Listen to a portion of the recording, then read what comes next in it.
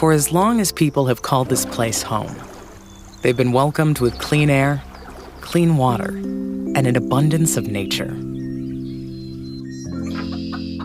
As time went on, people saw the need to balance how we build cities with how we protect farms and forests.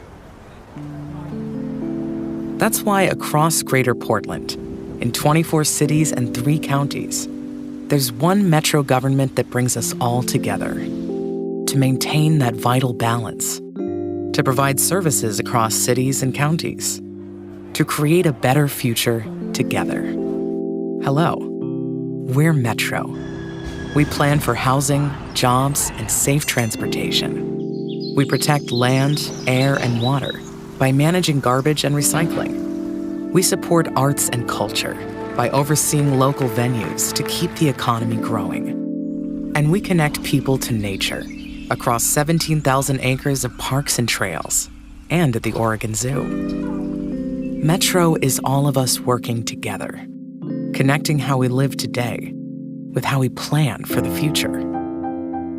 Hello, we're Metro, and so are you. I'd like to call the Metro work session for March 7th to order. Connor, will you please call the roll for attendance? Yes, thank you, President Peterson. Councillor Wong. Present. Councillor Rosenthal. Present. Councillor Lewis.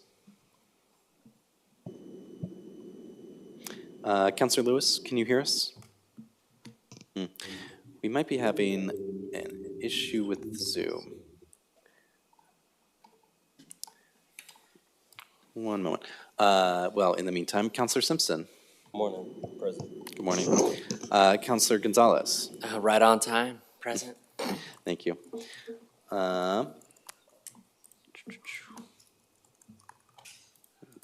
Councillor Lewis, can you hear us okay? One moment, I'm just gonna pop back into our little AV room and let them know. Thank you, Connor.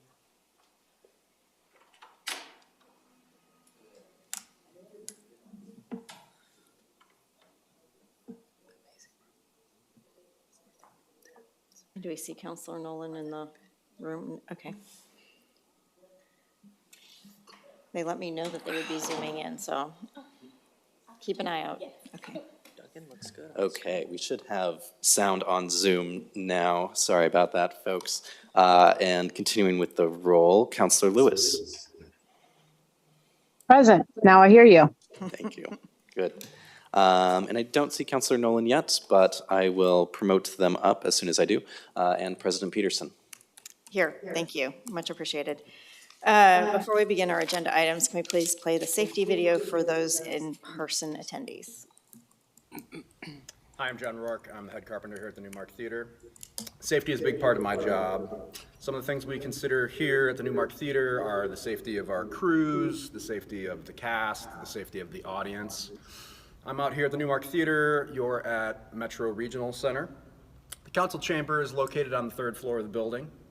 In event of fire or a fire alarm, please exit through the door in the northeast corner of the room, go down the steps to the 2nd floor, and then exit through the main entrance by the reception desk and gather in the courtyard outside that entrance. In the event of a medical or fire emergency, please call 911 and notify security agent at the front desk. The nearest defibrillator is mounted on the steps leading from the reception desk down to Grand Avenue. Thank you. Thank you. All right, on our agenda today, we have... Thank you.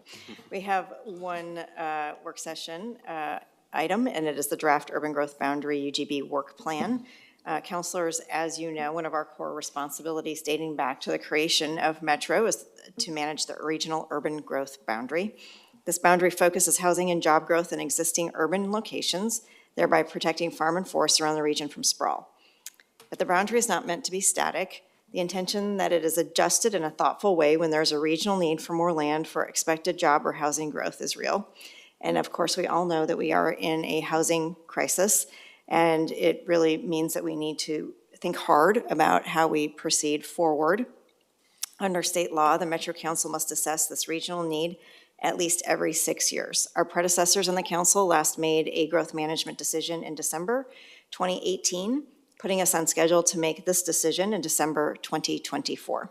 Our main agenda item is our first opportunity to discuss and provide staff with direction in the development of a draft work program to move us forward in our work. And we have Erin Key and Ted Reed here to walk us through this draft work plan. Welcome. Thank you, Council President and councilors. I'm Erin Key, Urban Policy and Development Manager. I manage land use, urban policy team at Metro, as well as our transit-oriented development program and the 2040 planning and development grants. Ted Reed is principal planner in our land use and urban development team. And as Council President said, an important function of our group and for Metro is the statutory obligation to manage our urban growth boundary. We can go ahead and get the presentation started. Okay. Ted and I are here today to seek your direction on our work plan for the next UGB decision coming up in 2024, and we'll cover our approach, focus on readiness, and the importance of focus on readiness, the analysis that is done as part of a UGB decision to help you weigh your choices, and what we anticipate being new in this year's process as what you might have experienced in the past. So as Metro Council President said, every 6 years, Metro Council votes to determine if there's adequate land to support the next 20 years of anticipated growth. This is our 2040 growth concept plan. I'd like to ground you and all of us in this map. It's a structured plan for how the region will grow over time. It is about thoughtful and deliberate choices to grow in ways that reduce our reliance on cars and make other modes of transportation work. And we've had it a very long time. It's not new, but it sets standards for addressing climate and reducing greenhouse gases long before we were talking about the need in that way. And so it's a great place to sort of ground ourselves as we begin thinking about how our region grows, because our UGB decision is about being thoughtful about how we do that and making sure that the development that occurs is the kind of development that we want to see and that supports everything we need in this region. Next slide, please. The state rules which govern this process are fairly simple. They tell us to determine how much buildable land is inside the growth boundary, and then subtract from that how much land is needed for growth over the next 20 years, and the answer pops out the other end of the equation with how much land to add to the UGB. But it is not this simple. We've learned over decades of doing this work that just because the amount of land pops out this side of the equation, it doesn't mean that that land is ready to develop. Next slide, please. Land readiness really matters. Our UGB decisions only produce jobs and housing when those areas are ready and supported for that growth. Open green fields look like they are full of possibility. It looks easy to fit in a bunch of houses and jobs in these areas, like you might imagine a crop of corn coming out of the field. But there's so much you don't think of in that simplistic idea. Pipes for water and sewer, roads, schools, parks. It's complicated and it's expensive and it requires a lot of work. It requires a city to provide the leadership and infrastructure to make development happen. Next slide. And you can see when we look back at UGB expansions in the past that that just letting that land in didn't make the housing happen the way we wanted it to. So you can see in this graph, the gray areas are the anticipated units to be built that we had hoped for during that time period. And the purple or the blue that you see at the bottom are the units that were actually built during that period. So these are periods of UGB decisions in the 90s and early 2000s. But you can see that the actual land developed is much smaller. That's because we weren't focusing enough on readiness. So Ted will now focus on our approach going into this urban growth boundary decision, and we will present more about how we will present this and what new information will be part of the decision-making. So I'll hand it to you, Ted. Thank you. Good morning, Council President Peterson, councilors. So picking up on the theme that Aaron underlined about the need for readiness for lands that get brought into the urban growth boundary. If we could move to the next slide, please. We've attempted to change how we run these growth management processes over the years to really have that focus on readiness. Under the old system, we had a fairly straightforward approach that was appealing because it was simple and easy to understand. We would go through an initial exercise about determining how much land might be needed to accommodate expected housing and job growth. And if there was a need for more land in the urban growth boundary, we were directed under state law at the time to look for areas with lower soil quality for agriculture. And expand the urban growth boundary into those areas with lower soil quality. Unfortunately, areas with the soil characteristics were often also challenging to urbanize. They would have difficult topography, steep slopes, and then after expanding into these areas, we would ask either cities or counties to develop concept plans for these areas added to the urban growth boundary. So we really had the cart before the horse. And as Aaron showed in the slide showing the bar graphs, those areas, before we had this focus on readiness, have been slow to develop because we didn't put readiness up front in these decisions. Under the new system that we've been implementing this will be our second cycle where we're attempting to implement this. We start out with agreement as a region on where the region may grow in the future. Those are the urban reserves. They are areas outside the urban growth boundary today that have been determined to be suitable for urbanization. So they have those characteristics that lend themselves to developing houses and jobs. So proximity to existing infrastructure, topography that's conducive to development. So we have that agreement in place. We now have a grant program where we fund local planning efforts to develop concept plans so that going into these decisions, you all have proposals from cities demonstrating what they intend to do if you are to expand the urban growth boundary into these urban reserve areas. They tell you what types of housing they're planning for, what types of jobs, how infrastructure will be paid for, those kinds of elements, how environmental assets will be protected.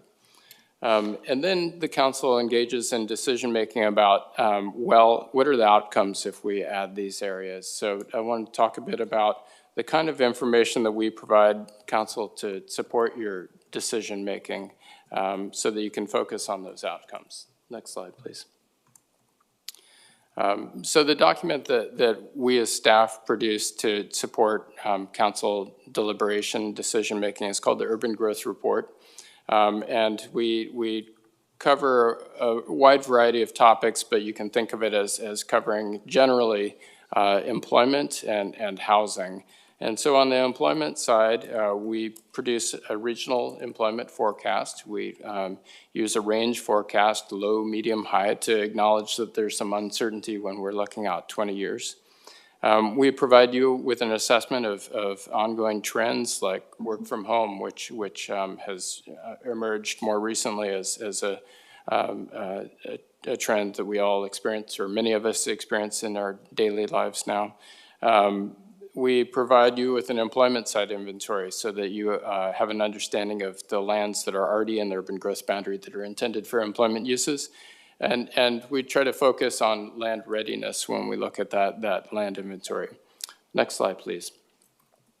On the housing side in the Urban Growth Report, we similarly provide a population and household forecast that uses a range, again, to acknowledge uncertainty, looking out 20 years. We translate that into a housing needs analysis that's going to give you some detail about different income levels of different households. And like on the employment side, we're going to provide you with assessments of various trends, what kinds of housing are being developed, what are the price points, rents, how much of it is happening on vacant land versus redevelopment land or infill. So as Aaron mentioned, our growth concept is to use land more efficiently. So seeing more redevelopment and infill are good things that we hope to be able to show you in this work. And then lastly, we'll, in this urban growth report, have an assessment of trends like displacement and gentrification so that we can keep equity front and center in these discussions. Next slide, please. So that was a bit of a rundown of the typical kinds of things that we have in urban growth reports, and we are always trying to do our work better, both in response to changing state laws, but also in response to policy areas that you all and others in the region are interested in. And one of the areas where we are trying to do our work better is on the technical side, understanding the land supply that's currently inside the urban growth boundary. We really try to understand, because our region is so reliant on redevelopment and infill, try to understand market dynamics of what is likely to be built over the next 20 years. So in this urban growth report, we anticipate using what's called a pro forma approach to understanding growth capacity. This is essentially a tool that developers use when making decisions about whether to proceed with a development on a particular piece of land. So we'll be using a regional pro forma approach to understand this question. I mentioned housing needs analysis. A new state law as of 2019 has us provide a bit more detail about different income groups. So we'll be doing that in that housing needs analysis. Likewise, we have new state law from 2019 that asks us to not only look at future housing needs, but existing housing needs. We understand existing housing needs to be a historic underproduction of housing. This is getting to the housing crisis that Council President Peterson mentioned at the outset, that amount of housing that has not been built that we need to have built to keep up with population growth. So that's one aspect of existing housing needs. The other aspect is housing for those experiencing houselessness. And then lastly, we anticipate that in this urban growth management decision, we need to pay attention not only to employment forecasts, but what are the economic development aspirations of the region. They're sometimes somewhat different, so we want to highlight some of the potential benefits, economic benefits of any proposals we get from cities for industrial land expansions, for instance. Next slide, please. So that was a rundown of what is going to be different in terms of the analysis that we're going to conduct. In terms of the process that we want to go through in this growth management decision, we're attempting to reach out to a broader base of stakeholders than we have in the past. And so first, we want to seek advice from our Committee on Racial Equity. This is a first for us in growth management decisions. Aaron will talk a little bit more about the advice and decision structure in a moment. And then we want to also get feedback from other stakeholders that perhaps have not always participated in these processes. So the business community, land use advocacy, labor, environmental justice, and youth. Next slide, please. And as the council is thinking about its decision, we want to emphasize that the Urban Growth Report is a decision support tool. So we talked about growth capacity and how much demand we might see. But we know there's some gray area in all these topic areas. So when you're coming to your conclusion about whether there's a need for more land, there are lots of policy questions built into all of this about how much growth should we be planning for. You know, we live on the boundary with another state that's part of our economic region. So how much growth should come to our region as opposed to across the river into Washington State? What kinds of housing and jobs should we plan for? They have different implications for whether there's a need for more land. If we're continuing to focus on dense development in mixed-use centers, then that uses land very efficiently. If we're planning on single-family housing, that has a different implication for land need. Likewise, on the job side, if we're planning for work from home, for office workers. That has implications for need for commercial land. So I won't read through all of these, but then, of course, we want to keep our focus on readiness of cities as they're coming forward with their proposals. So do you have any proposals from cities with a concept plan showing how they would develop an urban reserve area if you were to add it to the urban growth boundary? And then lastly, a lot of topics come up in these growth management decisions that are important to discuss that we may not be able to adequately handle in terms of land supply. Land supply is not necessarily the policy solution to a lot of these topics. So we anticipate that, and we look forward to discussing with you how to handle those other challenges that the region has as we go through this. Turn it over to Erin. Yeah, on the next slide, you'll see our kind of the decision-making structure. Metro Council makes the urban growth boundary decision. You are informed with advice from MPAC as well as CORE. We mentioned that we'll have our first meeting with CORE this month and intend to meet with them regularly through the process and work with them to identify their areas of focus and what kind of recommendations they anticipate bringing to you prior to your decision-making. MTAC, of course, advises MPAC. As usual, there will be the urban growth report produced by staff. So there, in addition to that urban growth report, after we've presented it to you and had discussions about your direction, there will be a staff recommendation from the COO's office. And then you can see, of course, this engagement that Ted mentioned, the intent of having, we're talking about maybe a youth cohort that follows this process through, where youth are able to learn more about this process and how it impacts many of the things they're interested and concerned about in the region, and builds leadership over the course of the process, as well as ongoing engagement with the long list of stakeholders that Ted mentioned, and also with our local jurisdictions and counties. So all of that will be happening through the process, giving feedback and information to staff and directly impacting the production of the urban growth report before it's brought to you. That's our decision-making structure, and our timeline is on the next slide. So, of course, we've got a lot of work to develop technical analysis, the forecast, modeling, land inventories, all the things that Ted mentioned. There's overlap here between the collection of that data and information and sharing it with stakeholders and getting feedback from stakeholders.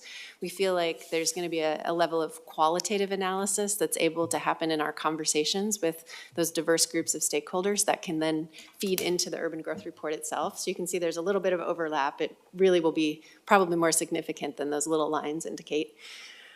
We'll be looking for, later in the process, we'll be looking for city expansion proposals, so letters of interest at the end of this year from our local cities or counties who are interested in bringing potentially an area into the growth boundary from urban reserves. And we'll be looking for, in April next year, about this time next year, proposals for those urban growth boundary decisions from our local communities. And then your decision-making starts in the summer into the end of 2024 with a council decision anticipated for December of 2024. That's our timeline.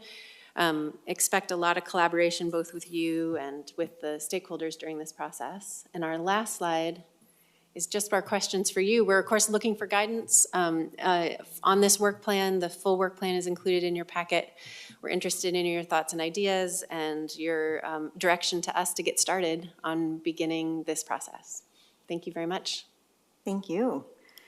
Councilors, open for discussion. Any questions, suggestions, edits, comments? Sure. Okay, I was looking in real time and I should have been looking. Okay, Councilor Gonzalez, then Simpson, then Rosenthal, and Lewis. Thank you, President Peterson, and happy to see most hands raised, so I'll make sure I pontificate for as long as possible. Just kidding. I do want to start off by really applauding the additions to the process, and I think conversations that I've had with Councilor Nolan is sometimes people in the broader community will characterize their urban growth management system as a plan that has been sitting on the shelf for decades, collecting dust, that something that hasn't been improved or worked on as a living document, a living process that change and grows with our region. And the changes that you are not only recommending but implementing, I think, are a reflection of the values of the council, but a reflection of the values that we're hearing from our stakeholders. So I'm really just very, very happy with the new things that we're adding and continuing to build on. I think the area where I would like for Metro to do more, and I don't know if this is even feasible or possible or within the realm of our authority as a planning agency. Obviously we've used the term at this table, the housing crisis, the underproduction of housing, something that has really impacted our region's ability to meet the needs of community members across all income types. And I mean, I don't know about y'all, but when I think about a crisis, I think about, well, we need to have every tool on the table to make sure that we're able to get back into some sense of stability. And I see the opportunities to do that here. And specifically, just my own personal opinion is, that with our city proposals and our city partners to be aggressive, I guess I could say, with our urban reserves. But also, it's not just about the expansion, but the tools that we have for infill and development. Something that I hear a lot, and I know people on the council hear a lot, and that staff hears a lot, is this regulatory burden and the red tape that exists across different municipalities in this region to really meet our ambitious infill goals. Again, I don't know if the regulatory burden aspect is something that we can address through this plan and through this work. Maybe a work table, a round table with our city governments around, all right, let's really try and create some innovative concepts, some changes to codes. And I have a bunch of ideas that aren't based in like actual practice, so I'll refrain from sharing those until maybe 10 minutes from now. But I do think that an area where the community is asking Metro to lead is to really try and make some sense of this regulatory burden for infill, which is hand in hand with our goals for the plan. So I hope that feedback is helpful, that it lands. And again, I just really want to applaud the many bullet points that you shared with us for new elements on the urban growth report. So thank you. Go ahead. Responses? I do think that our capacity to make changes to those regulatory burdens as part of this decision is going to be limited. But the opportunity to engage in that discussion, we're going to have those jurisdictional partners together with us talking about the challenges. We're going to be developing information and analysis that looks at our both existing housing need and future housing needs. So we're setting a table to have that conversation.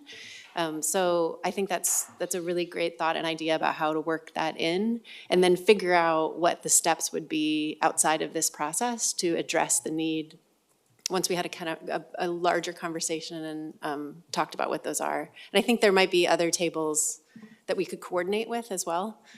Conversations with our own affordable housing department and coordinating on the analysis and the collection of this data and information. We've already had some conversations about what work we need to do together. And so it seems like that might be heading in the direction that you're talking about. Yeah, if I could make a short extra comment, I appreciate that. And I think it's important, and I'm glad that we're gonna have those conversations for multiple reasons. And I think it's just in terms of, like a political context too. I mean, this region has stepped up significantly on both affordable housing money and supportive housing money. And I feel like our response to the voters can't just be, well, we just need a little bit more tax money and it'll fix the housing crisis. I think we understand that there are levers across sectors and our partners that we need to be able to really move, and that's a value that I hold, and I think it's something that I'm hearing come more and more often, and this process is coming at such an opportune time, and I know it happens every like 6 years, right? But it's just really coming at such an opportune time where our region is at a crossroads of really defining who we want to be as we enter into from a medium-sized region to a large region in the context of not only the state, but the country. So thank you. Yeah. Thank you, Counselor. Counselor Rosenthal. I thought I was third I'm on the. sorry. Did you put your hand I down, did Counselor have- Simpson? But Counselor Gonzalez, he already answered. He no. asked the question and then I know, already I'm got sorry. answered. Yeah, I no, knew it's if there was like an order that changed. Counselor Simpson, why don't you go ahead and just, if you have something to weigh in on. I think it was covered. My real issue was around infill and again, cutting some of that red tape around that. I mean, again, this is a really good time to really link up our affordable housing and our goals around that and get that built. But also, again, you already answered those questions and I won't take up too much time because the other counselors have other questions.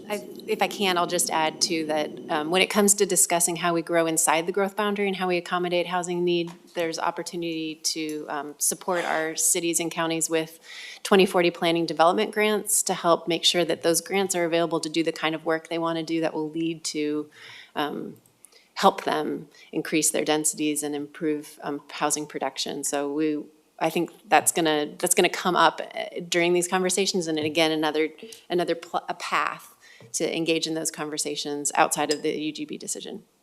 Thank you. Thank you. Thank you for reminding me about the order there, since you put your hand down. Counselor Rosenthal. Thank you, Madam Chair. Interesting, it's a complex process predicting the future. And one is always, we have a very good record, I know, of predicting population growth. Obviously, we're not quite so good when it predicts housing growth. And so that's something I take from that one slide. The one slide is interesting, and I want to reference some of the things that Councilor Gonzalez said. It appears to show that we had projected plenty of land to build a whole bunch of housing, and we never did. So the question is, why did we not? Why were those housing units not built? And one of the issues, of course, would be the regulatory constraints. Was that a major portion, or were there other things involved? But my questions are more specifically, first of all, how many housing units you have and the land availability also depends on the density. Back in the last time, and I don't know what numbers you used for assumption of density, but the mantra of Metro has always been built up, not out. Well, we seem to have achieved a great deal of that. The older density ones used to be 6, 7 units per acre when we built these single-family housing. Now we're running 20 units per acre, which means we need less land for more building. Everything that's being built on the west side, there's like 25,000 houses projected, and looks like they're going to be built in my district. Is at 20 units per acre. So how is that being factored into the equation in terms of there's the density thing? Is that likely to say, actually, we have more land than we need by far? So that would be one question. Another question is recently the Pamplin papers came out with a thing that there were 5 million square feet of industrial land that were converted into industrial land in this last go-around, which is a record. And we're on trace to do a lot of industrial land development. Industrial land means jobs in many cases, unless you put in data centers, in which it's just a waste of money and land. But so how are we going to incorporate that? I know we're working very hard on industrial lands readiness, but we seem to be on a roll where the economy is putting more industrial lands into use in this area. And how are we going to incorporate those projections potentially into the kind of planning that we're going to do and the number of jobs and so forth? Like I said, we're planning essentially a whole new city on the west side of the district with like 50,000, 60,000 people projected over the next 5, 10 years. So I think we have some challenges. I think that's enough questions for the moment. Do you want to take it? Sure.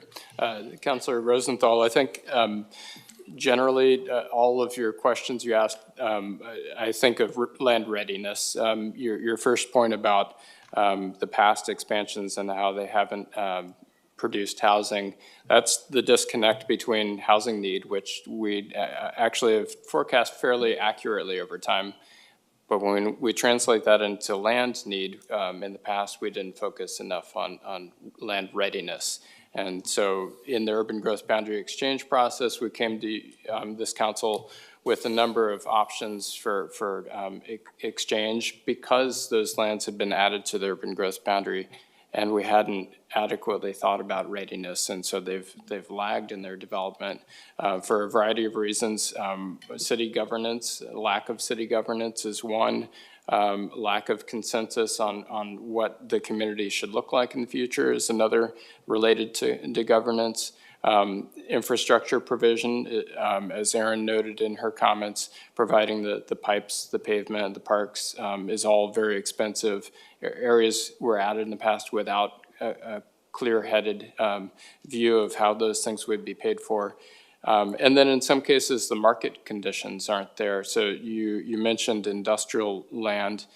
Some of the areas that have been added to the urban growth boundary in the past lack market demand, even though they're intended for industrial uses.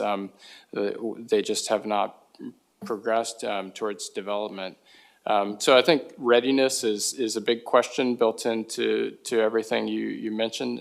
You mentioned density expectations. I think that's another one where readiness comes up. House Bill 2001 enabled a lot more middle housing in existing neighborhoods as well as future expansion areas. And so we have a lot of questions we'll have to answer about how likely is that to happen. Good news is we have some consultant help picking at some of those questions about readiness of those areas for that kind of density. If I might, just a quick follow-up. It appears to me from at least the cities in my district that readiness is something they've all embraced. I mean, the cities of Wilsonville, Sherwood, even King City and Tigard and Beaverton all seem to be very ready and eager and have fairly comprehensive plans for how to develop and where to provide infrastructure and systems development charges. Is that your correct assumption? I think that is correct, that many of our local jurisdictional partners see a lot of practical benefit to focusing on readiness in not only our growth management decisions, but in the work that they're doing. They see that there are these additional steps that have to happen at every level of government to address the housing crisis, that land alone won't do it, that we have to have all these other actions. As Councilor Gonzalez and Simpson noted, red tape, regulatory red tape, those kinds of issues are ones that we need to be paying attention to at all levels of government. Okay, thank you. All right, Councilor Lewis. Sure, thank you so much. Thank you for coming to us at this stage in the process. Though we're on a 6-year cycle with the mid-cycle review, it feels like as soon as we push stop on the treadmill, we are back on. So here we go. I do think that in order for somebody to be successful at the end of next year, and I say somebody, what I really mean is a jurisdiction, they need to be getting the wheels in motion now. So I'm glad we are here today having this conversation. And I think that the message for our partners, our jurisdictions, and for those who are concerned about our urban growth management is to get engaged now. We have a diversity of urban reserves. And while I hear one of my colleagues use the word aggressive in the approach for urban reserves, I don't think that would necessarily be appropriate for all urban reserves. I would like to treat them all differently, like the unique and special unicorns that they are. And I actually think that readiness assessment in my district might be really different than a readiness assessment in other places. I also really appreciated, Ted, in your framing of this. You're mentioning of Vancouver and Clark County. And I believe that in previous reports, the effort has been made to describe kind of a lay of the land of what's happening in Washington State. But I would like for us to be more assertive with kind of planning out what steps we can take to combat both the unfettered growth and the tax advantage of development there versus here. And that is kind of the real elephant in the room, if you want my opinion, is that the choices are not just around counties and cities, but around which state you would like to live or develop in. I would also like to ensure that we continue to have some discipline when communicating with partners about the difference between what infrastructure is necessary for housing lands versus industrial lands, because I think a lot of our partners, knowingly or not, start talking about one and then start talking about the other without really acknowledging the difference in what readiness or investment means for those two different uses. Finally, I think you've laid out a very nice chart and table with how this process will go and who we will engage with. I'm very intrigued by having youth engagement. I would like to suggest that in addition to whatever table or cohort we would like to put together, that we specially track some engagement with the youth advisory councils of our cities. Not every city has one, but I have several cities that have strong ones. And I would like for us to make sure that we are engaging council and community leaders through that process, working with those youth who are already youth leaders. And then finally, my last piece of input is that we should look to a place where our community placemaking partners might want to come to a charrette or otherwise engage. We invest a lot in those partners because even just reading their applications, we know what's going on in corners of the region and in communities that we don't always get a sense of. And yes, we will have other community engagement strategies, but I think this is the big decision on land use. And so it's worth having a very intentional strategy about how we continue to invest in those specific groups being part of the full loop of land use here at Metro. I'm sure I've left something out. I would also just like to request that we do a transportation check-in, whether that's formally at JPAC or as part of the analysis that goes to MPAC. Because I know, at least in my district, land use and the 205 kind of trigger each other. And I think that's really important for us to keep in mind over the next 2 years. Thank you. Any feedback? Thank you very much. Okay, good. Lots of great ideas. I was frantically writing them down. Councilor Huang and then Nolan. Great, thank you, Madam President, and thank you to the team for the very robust presentation. I have two kind of big picture questions and then one technical question. So on the big picture, I was wondering if you could expound a little bit on what it means to look at displacement trends.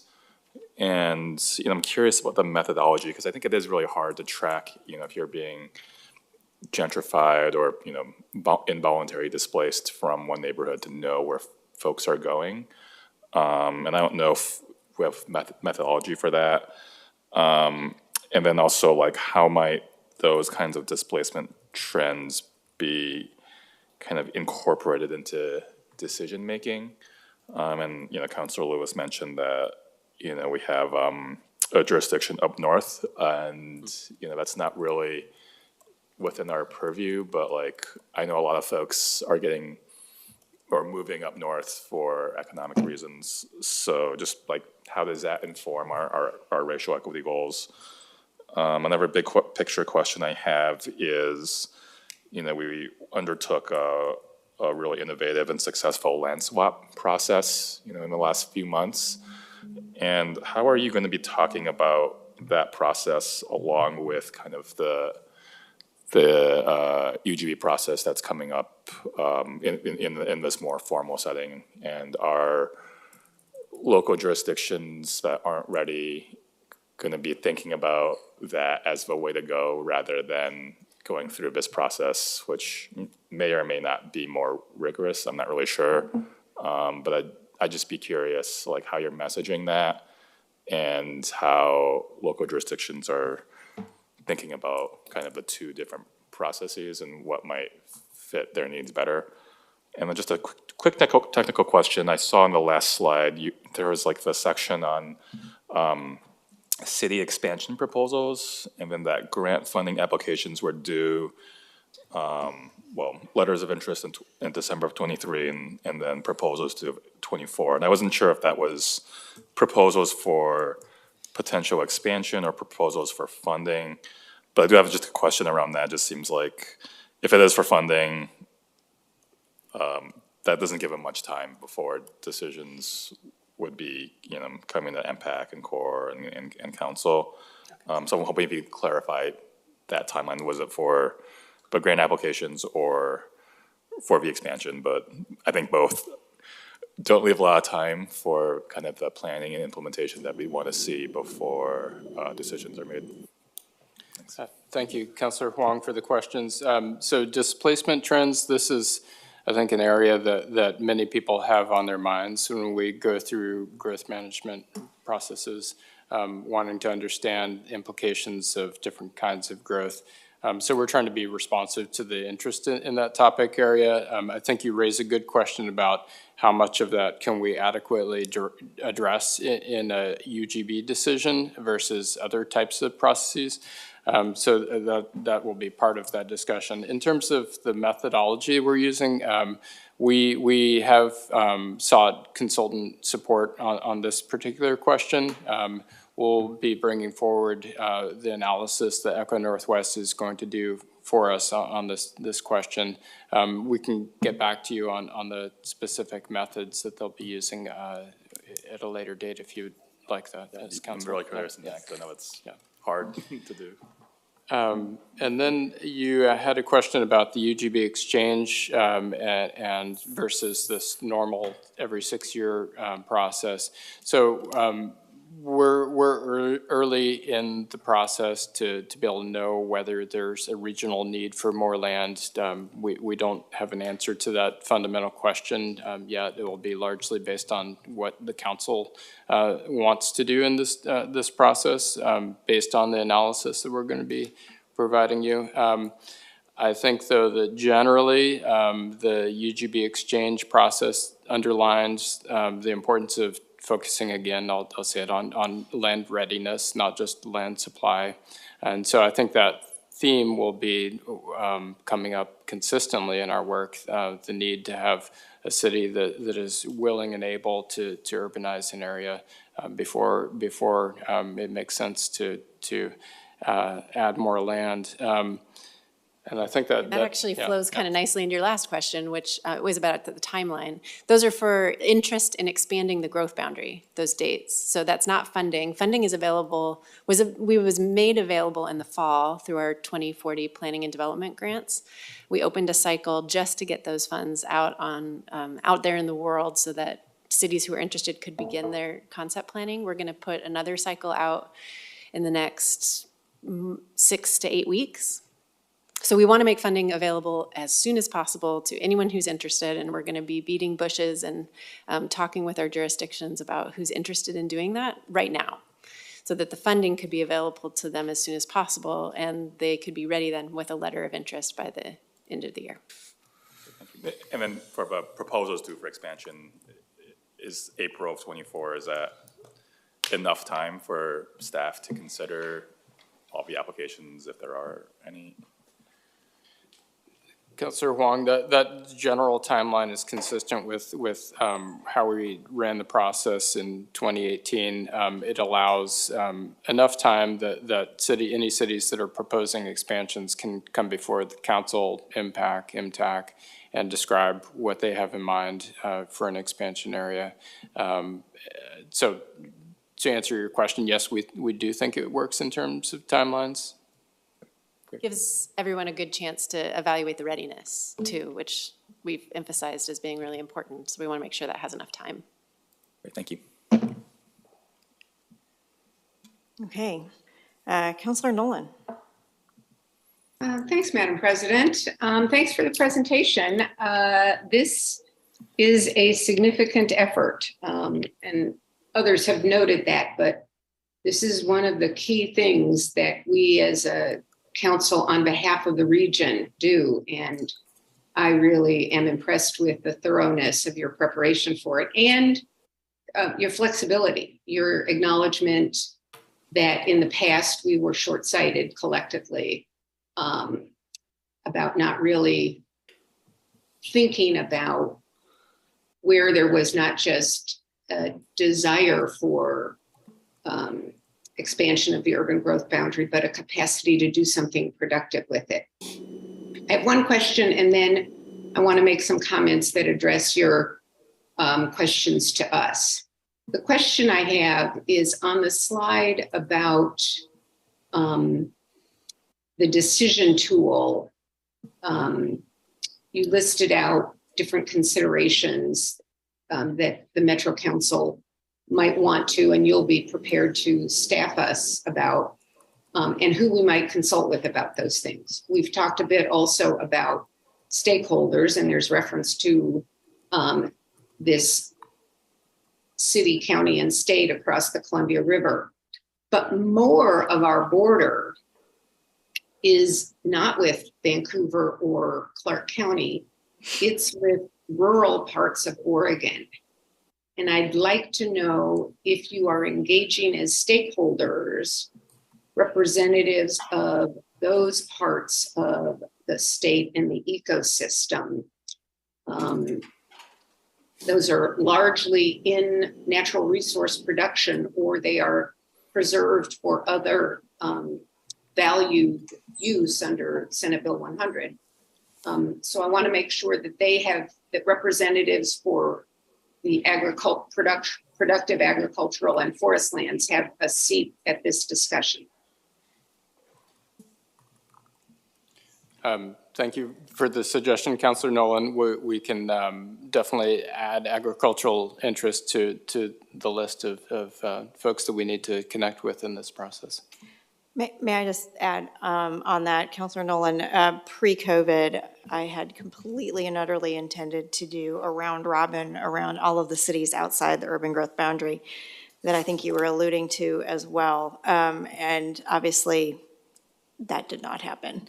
So I think we could put it on the list of to-dos of the North Plains, the Yamhill counties, what are their plans for the future? How does that, just in terms of information, then feed into what they see going into their conversations around urban growth boundary expansions and wants, needs, desires, so that we have a better lay of the land. I love that, and thank you for the reminder.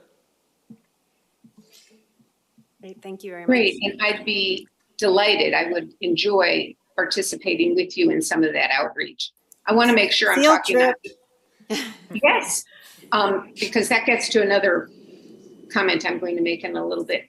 But just on this point, it is farming communities, it is forestry communities, it is climate activists, because we spend a lot of our parks and nature bond money buying habitat to protect it from development. So we should be engaging with people who are tuned into those issues as much as we are to folks who would like to expand in a less expensive way, hoping the rest of the community will pick up the cost of their expansion. So to your questions about what information the council needs, this counselor needs, and how we would like to, or how I would like to participate. I really am interested in how we are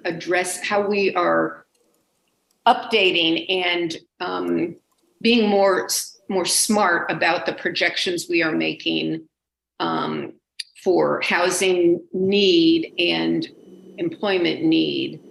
And part of that is because, again, related to the areas outside the urban growth boundary, the question in my mind isn't, do we need a few more acres or a few hundred more acres for housing? The question to me is, do we need it more than the value that that land produces in its current state? Agricultural, habitat protection, climate resiliency. Because that land isn't sitting around doing nothing. It's being productive now. And the choice is, is putting another single-family home on an acre a better use of that land than what it's currently doing?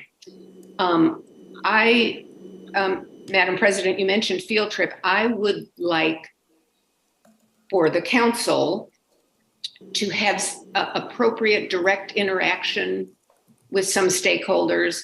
I happen to have the benefit of serving on MPAC and on CORE, so I've already got opportunities to engage directly with some of the stakeholders.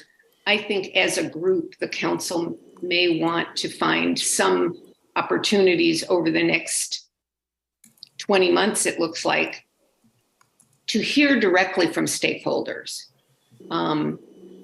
Staff collects it, synthesizes it, boils it down, takes what you all professionally think are the highlights, but that's a filter, even when you're not intending it. And I would like the council to have some direct access to the input, both verbally in terms of testimony, but also in terms of the pivotal decisions, like the forecast for housing, the forecast for jobs, and the readiness determinations. This is a data-driven process in my mind. And I would like visibility to the data that you are relying on to make your recommendations. I have more, but we have time to process this. Thank you, Councilor Nolan.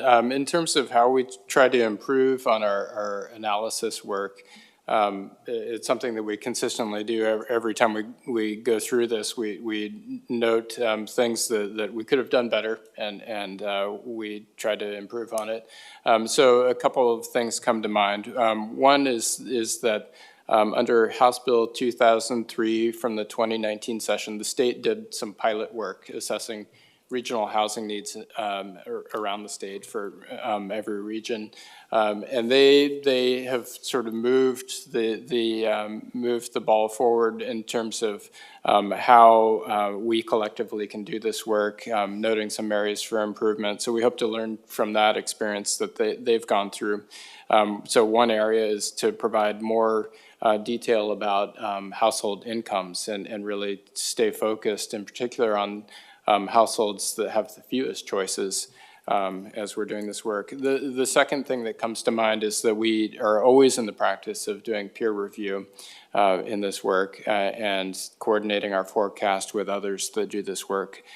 So for instance, we work closely every go-round with Portland State University demographers and economists. In the past, we've also engaged economists from Northwest Natural, from the state of Oregon, from the state of Washington. So we intend to do that again. And generally speaking, our forecast, big picture for the region have been remarkably accurate, particularly on the population forecast side. When we talk about employment, things are somewhat less certain because we're subject to so many dynamics that are hard to predict, that are, result of global macroeconomic factors, like international relations, for instance. If I can add, I really appreciate the idea of direct engagement for counselors with stakeholders, and we'll certainly look for opportunities where we could bring folks that we're hearing from here to testify, or other opportunities for that direct engagement. Awesome. If I might, just one quick follow-up. Yep. Thanks a lot for that. But Ted, you mentioned people you peer review with, and given the disconnect between the acres projected needed in past go-rounds, have you expanded that group so that you're listening to perspectives or practitioners who weren't involved last time, so that we might get a closer or more accurate projection this time around? Councilor Nolan, so I think that's very much what we intend to do with this focus on readiness is to think clearly about the difference between housing needs and job creation and what it implies for land's need, to really treat those as separate questions. They're related at some point in this decision process, but they are not the same. Different kinds of growth have different implications for whether you need land. And as we've noted throughout the discussion today, just because we say that land is needed doesn't mean that it will become development ready. And so there's another set of questions that we need to go through about readiness. Yes, indeed. You can double bunk, or you can go 2, 3, 4, 10 stories high on housing. You can't put a second layer of ground there to grow a second forest on top of the one that's already there. So we have to look at what's feasible. Thanks. Thank you. I'm going to weigh in. I know there's a whole other round of hands up here for another round of questions, comments. But I thought I would just quickly go through some things. One, we've been having some conversations about where we are in terms of the cities who are interested in either grants for planning inside the urban growth boundary or outside, and we've kind of done the round robin of the region. And I'll try and summarize what I've heard. There are a lot of cities that do not have the capacity right now for planning and or the capacity to accelerate the land that they actually do have to getting permits and development out the door because they're severely lacking in permitting staff as well as planning staff. So I think we have a region that knows that it needs to look inside the urban growth boundary as well as for the future. But I think our cities are struggling around the edge to be able to do that. And so I know we've talked about different ways we might be able to help them figure out ways through those issues. But I would like to make sure that that's on the agenda going forward now so that we can proactively work our way through those issues with the cities. And then I thank you for taking note of kind of making sure that we get those grants out the door to the cities that are thinking about where they can grow differently inside the urban growth boundary and areas that they know that they have for future expansion, whether they're ready now or not. But I think coming back and giving us the round robin of everybody you've talked to and where the cities are. I know we talked about doing a survey so that we have a better understanding of who's looking at what and for what reasons and what they might need. So I think that's going to be very helpful. So thank you for that. I'm going to quickly try and summarize up what I've heard. And then we'll see if what gets added to that from the counselor's second round of questions here. But I hear from council so far that our values are still intact, but we need to balance up and out. That this council is not 100% interested in just maintaining the urban growth boundary, but wants to really dig into what in this crisis can balance that between those two things if there is a need. We want to make sure that the investments are made in the communities inside the UGB first, because we know that there are a lot of communities with our racial equity lens and our climate change lens that have not had investments. And so being able to balance those two things is going to be really important. I'm hearing that we need to be proactive with our conversations with the cities and their planning efforts that we just talked about. I'm hearing a need for proactive land readiness with our partners, that we can't just sit back and say there's not enough land readiness and not be part of the solution of how we help them figure out how to get their land ready, whether it's inside or out, and then how that plays out for the assumptions that go into this decision. I'm hearing a need for more information as we go through the process that you've already noted.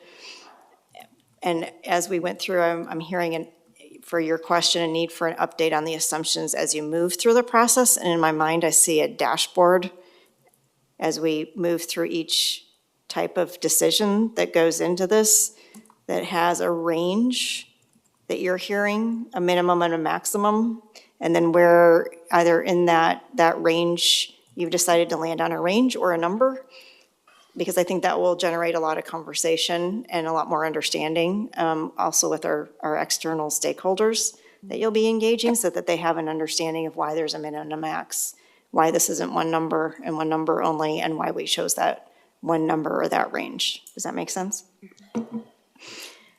So it sounds to me like I'm going to say right now, bi-monthly work session. And it might become more in the future as you have more going on. And I'll look at staff by every other month. Sorry, doing the math. And I think it's both on kind of what have you engaged in over that time period, but specifically the updates on what we're hearing from external stakeholders, so that that input doesn't get necessarily buried, but the tension gets publicly put on the table, so we know where that work needs to be done with the next step, if that makes sense. And then obviously we might need some updates in between if you're finding that you're having difficulties with specific steps. I heard transportation integration is going to be important, and that we want to keep in the back of our mind, depending on how the numbers play out, and is there a way to continually have in the back of our mind a UGB land swap as a way to achieve the acceleration that I think, are all feeling that we need to find more housing supply. So I think that's majority of what I heard in general. Any thumbs down on any of that? Oh, and the field trip. Okay, Counselor Simpson, then Gonzalez, and Rosenthal. I'll be brief. I did want to go back quickly to displacement. I know that right now, nowhere in the country there's any real strategy, but I would like to not only highlight it in this report, but also at least provide some recommendations or a toolkit or some type of framework that can actually be implemented and keep folks in their community. I know, again, this is a problem everywhere, but I don't want it to just be a section of things that we know are coming, but we actually are also providing some solutions to keep people where they are and keep their anxieties down. Great, thank you. We're lucky that we have a team in planning focused on equitable development that has been working on these displacement issues for a couple of years now and is focused on these kind of solutions. So we have a place and a set of people working hard on some of those strategies. So I think we can make good progress. Counselor Gonzalez. Thanks, President Peterson. Just real quick on the displacement bit. I was talking with Margie a little bit earlier, and our approach at Metro has been, it's like project context sensitive around displacement, and that's how we've really approached it. And that has been good because we have real levers on those projects, but I think building out a broader school of thought, which Aaron, you're mentioning, we have been working on as an agency, and adding it as a kind of a North Star value, I think is very important, which segues into the point that I was gonna make about this field trip and this conversation we're having about growth outside of the region. And this might sound like a broken record. It happens every 6 years or every 3 years, with maybe some same counselors from the past. There's a sense that I get that the growth that we plan for, manage for, and accommodate. I think we've seen that areas across the region, both north of the river and in the county surrounding, are absorbing that for whatever reason, right? And there's an opportunity. We have people moving farther and farther from the urban core, just probably a result of a lot of different factors and indicators. And I think about even the way that my district is set up, and, you know, obviously North Plains is outside of the urban growth boundary. You know, North Plains is closer to where we are right now than Cornelius and Forest Grove, which are inside the urban growth boundary. And so when I think about that as its own kind of system, it just still kind of blows my mind. It's an area that, as we know, has experienced tremendous growth and plans for tremendous growth, kind of in isolation to what we plan for here. And I'm not necessarily saying that that there's something that we need to act on with this plan, but I'm more so saying that with our regional high-capacity transit vision, with the advent of regional pricing and tolling, I think there are important questions that we can ask ourselves about, you know, if this growth is going to happen in the region or around the region or in the exurbs of the region or even beyond, you know, what is the value to having that housing built within the metro area, in the metro way, or happening outside in a way where people are, we know they're going to commute to the jobs here because this is the epicenter of the economy. And I know you know this, but also just it's something that we just need to keep front and center as we look at this plan. And folks have mentioned it, but I wanted to add my 2 cents. Thank you. Thank you. Yeah, I think both of those comments really get at much bigger topics about how we grow in the region and what are the dynamics that are affecting how we grow and what decisions do we need to grow in the way that we want to looking forward. So you're bringing up some really great thoughts and ideas and important conversations about growth and planning in general that are going to be, that are the type of conversations that Ted said, there will be some things that are bigger than what we can, that a policy decision about the urban growth boundary can affect, but that we're gonna, with the information that we're collecting and the conversations we're gonna have regionally, we're gonna bring up a lot of these topics, and they're part of a larger conversation that we need to have about growth and development. Thanks, Aaron. Yeah. Okay, Councilor Rosenthal. Thank you, President Peterson. I wasn't going to get into the displacement issue, but I think it's an important question. It strikes me that the greatest displacement has probably occurred in the city of Portland, where it seems to me on every corner where there used to be a single-family house, there is now an apartment. And so do we have good data on how many housing units have been added in the city of Portland in the last, say, 5 years? And do we have good information on their displacement policy? In other words, adding a market rate of series of apartments can displace a lot of people in the neighborhood, and especially if you add them on every corner, which seems to be the case. That's less of a problem in the more rural areas because it's usually development on open land. So I'm just wondering if we have that information. I also want to comment that I support President Peterson and Councilor Lewis's idea of the Chautauqua, although I think we're going to need 3 Chautauquas. We're going to need 1 Chautauqua for the regional cities that are not part of Metro, because I think they are an important stakeholder. What we do affects the entire larger region. I think we're going to need to include a Chautauqua maybe with property developers and builders and contractors and real estate agents, and then we're going to have the communities that are most affected. So I think that those are, it may be a larger process than we envision. So, and then the last question is, it strikes me, considering we have much higher densities that we've been adding, building up in many cases, building apartment complexes and going to 20 units per acre, even on the more remote developments, considering we hadn't built up on all the land, it strikes me as almost impossible to imagine that we don't have a sufficient land supply. Now, obviously, some of it in Clackamas County is not available or suitable for, it's not ready for development, but within the urban growth boundary and the urban reserves, it's hard, correct me if I'm wrong, it seems like we almost certainly have a sufficient supply for at least the next 6 years, maybe not going much further. And of course, it depends on if we get a lot of tech industry, if there's all of a sudden a boom in that could change things, of course. But barring that, correct me if I'm wrong.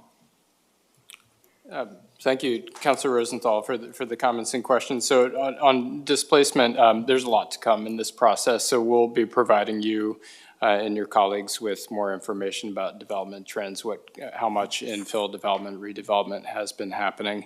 But generally, I would say that displacement is worse if we're not producing enough housing. So arguably, more redevelopment, more infill are good things if it's managed in a way that ensures that people can stay in their communities. Noted your interest in engaging a variety of stakeholders.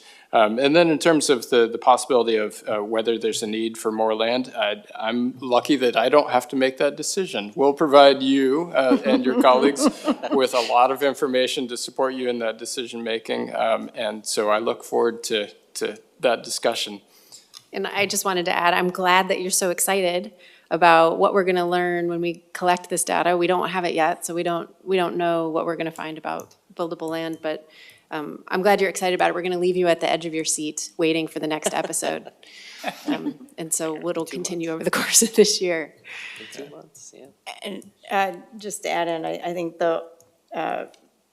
this is part of the conversation going forward, right? That there is a cost for land readiness, and it's different. And I think that's what Councilor Lewis was trying to point out, is that even if we do have the land, it's not land ready.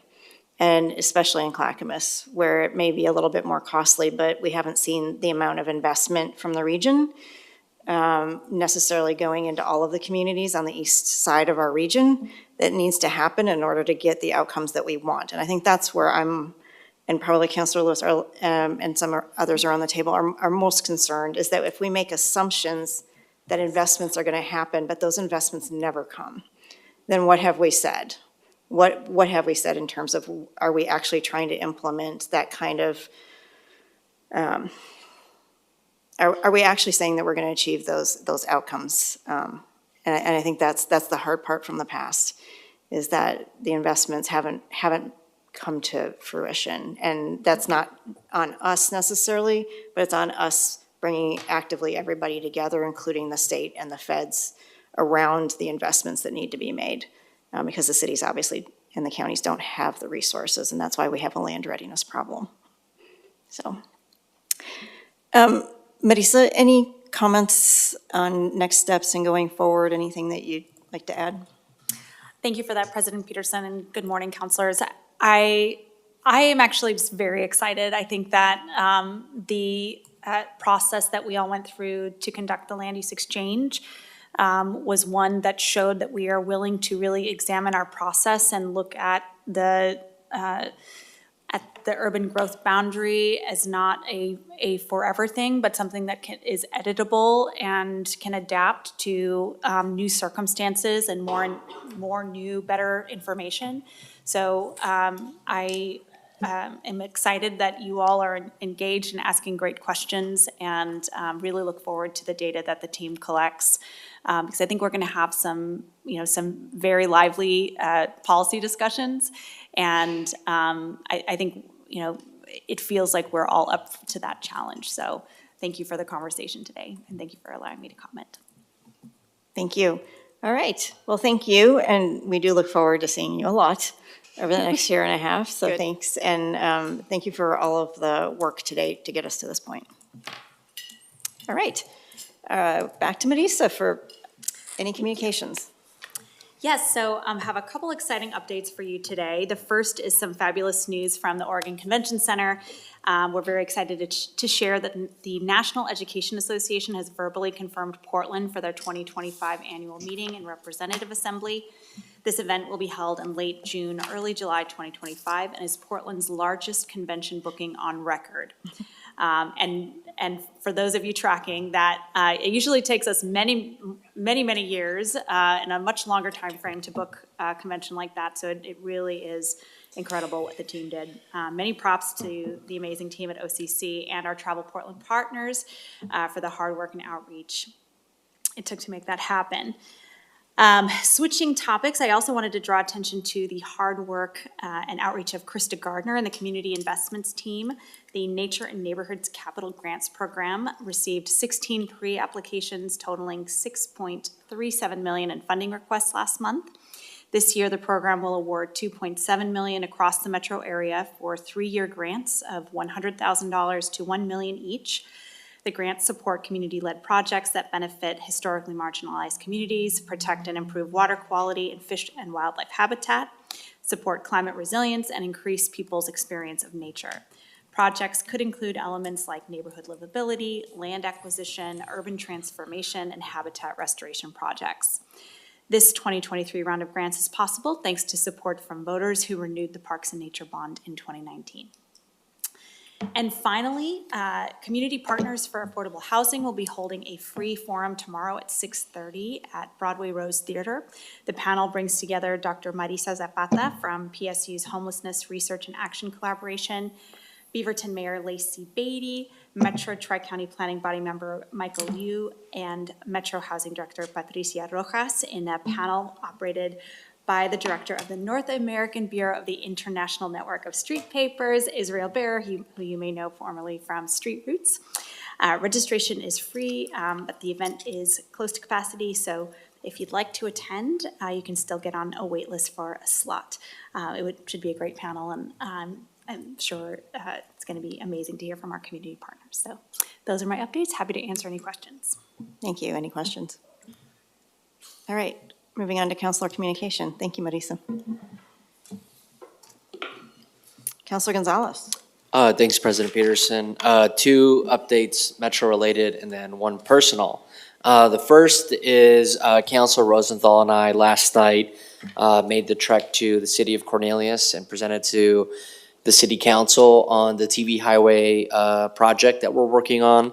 And it was, I would say, it was very fruitful. And welcome Councilor Rosenthal to share some of his reflections as well on that meeting, particularly continuing to engage the city council on the importance of the project. And it's really great how there seems to be strong ownership across the corridor for why this project is important. Councilor Rosenthal and I will also be at the Hillsborough City Council tonight presenting on the project and hope to have a fruitful conversation with the city council there as well. I'm not sure if you want to add anything before I continue. I just want to say that it was great because we had entertainment beforehand, that we had a children's choir singing 4 songs, and that was wonderful. We had free music, sort of like going to a concert venue. No, the city council had a lot of lived experience comments, and I have to commend Mayor Delane for actually having tailed the FX buses up Division Street and back to see what he thought was good about high-speed bus rapid transit and what was not good about it. And he had some very specific comments, which Jessica was there and took copious notes. Yeah, thanks. And Jessica Zadeb is the project planner on the lead for the project, just FYI. Yeah. For the record, I guess. A personal update, and I feel like I've talked with many of you privately about it, but I realized I hadn't shared that in April I'll be on my honeymoon. And so I obviously, I will be in Europe with my wife, and so will not be at Metro. And just wanted to share that with y'all. I have been working with staff, both my policy advisor, the council office, and with Metro staff throughout the agency, and just trying to establish a really good methodical plan. But I did want to share with y'all that I will be reachable via iMessage. Congratulations. Yet again. Thank you. Take any electronics with you. Maybe my phone, but All right, Councilor Rosenthal.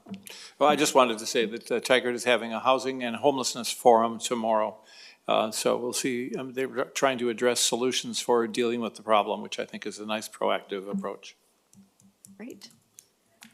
Anybody else? Seeing no hands raised, we are adjourned, and the council work session, the next one is scheduled for March 16th at 10:30 a.m. See you all there. Recording stopped. nice.